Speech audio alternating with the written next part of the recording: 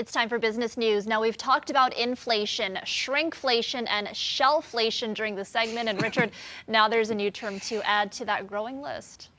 Lunchflation. And it's not as delicious as it might sound. You're thinking, I'm going to get a bigger lunch.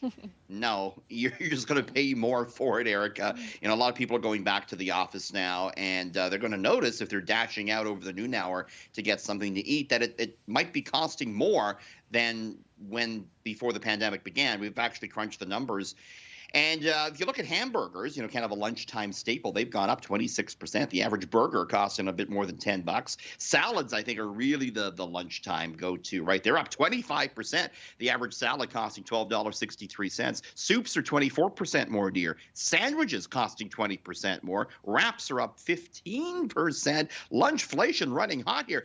The only good news is if you enjoy tacos, according to this report from Square, the average taco price is down 16%. I'm fine with lunch tacos. That works for me, Erica. Same for me. But that's not cheap, though, is it, if you're going out for a bite, is it? No, not at all. Makes you think maybe I should start making my own lunch from now on. PB&J sandwiches from home might be the way to go here. Nutella? Okay. There's some relief on the way at the gas pumps, Richard. When will it happen, and how much will we be saving? We told you about it first last night, and it's holding true. We're expecting a 9-cent decrease at midnight tonight here in the GTA, Erica. That's big. Going down 9 pennies. That'll bring the average to $1.68.9 a liter. Cheaper if you look around. That's according to our friends over at Enpro International. It's tied to the price of oil, which has really been falling as of late. Oil was down again today with news coming in that the talks between Russia and Ukraine have made some progress. Not only are we going down 9 cents tonight, but the trend is calling for another 1 cent decrease first thing Thursday. So hold off a little bit if you safely can on that fill-up, Erica. All right, and finally, one tech giant is investing in Toronto. Another is trying to back out of a big investment, Richard. Looks to be Facebook made a big announcement today. It's, of course, now called Meta Platforms. Premier Ford was actually on hand as Meta announced a new engineering hub that it's opening right here in Toronto. And it's going to hire 2,500 people to work in it. Facebook founder Mark Zuckerberg talks a lot lately about the metaverse, this ambitious vision to create an immersive digital realm.